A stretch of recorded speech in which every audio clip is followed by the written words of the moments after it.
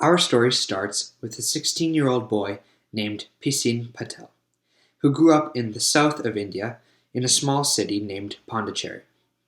His parents named him after a pool. He was teased for his name, so he shortened it to Pi. The Patel family owned a zoo home to many animals such as hyenas, zebras, monkeys, and most importantly a tiger named Richard Parker. As a young boy, Pi was not wary enough of the tiger, so his father fed a live goat to the tiger in front of Pi to show him that tigers are dangerous animals and nothing else. As Pi grew up, he decided that with his religion he wanted to choose different aspects of some religions that he thought were fitting to his morals and follow them. He chose Christianity, Hinduism, and Islam. Many people told him it was not possible, but his family did come to accept it eventually.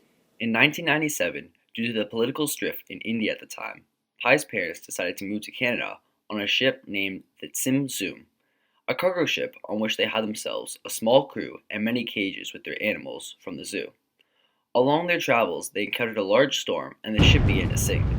The crew members got Pi onto a lifeboat along with a few animals, as these animals actually represent people and their significance, which is the allegory throughout the story. When the ship finally sinks, it explodes for some reason, and Pi is left with a zebra, an orangutan, and a hyena, all in shock.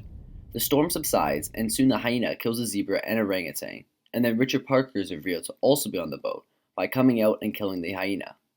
Pi keeps his distance from the tiger and remains sufficient on catching fish for himself and Richard Parker to keep them both alive. Time passes and Pi knows that he has to tame Richard Parker if they are going to live on the same lifeboat, so he uses the whistle that was on his life jacket he got when the ship sank, and he blows it as he sways the boat to make the tiger seasick, and lull him into submission with the sound of the whistle. Richard Parker and Pi eventually find an island which is made entirely of trees, roots, leaves, fresh water, and plants. However, Pi makes a horrible discovery that the island is carnivorous and will slowly kill them if they don't leave. When Pi and Richard Parker finally found land, Mexico, Pi was weak and sick. On the other hand, Richard Parker immediately ran off into the jungle without looking back.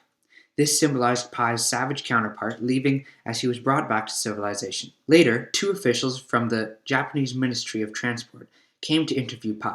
They were trying to figure out why the ship sank, and they were very skeptical of the story. The reporters demand another explanation, so he gives a second one about a cook, a crew member, himself, and his mother. This gruesome version told a story of murder, savagery, and evil, compared to the animal version with perseverance and the guidance of God. He says that the reporters can believe whatever they'd like, but he still cannot give them a reason for the ship sinking. In the end, a report is published about the conditions of the Tsim Tsum sinking and the story of the first boy to survive 227 days at sea in the company of a tiger.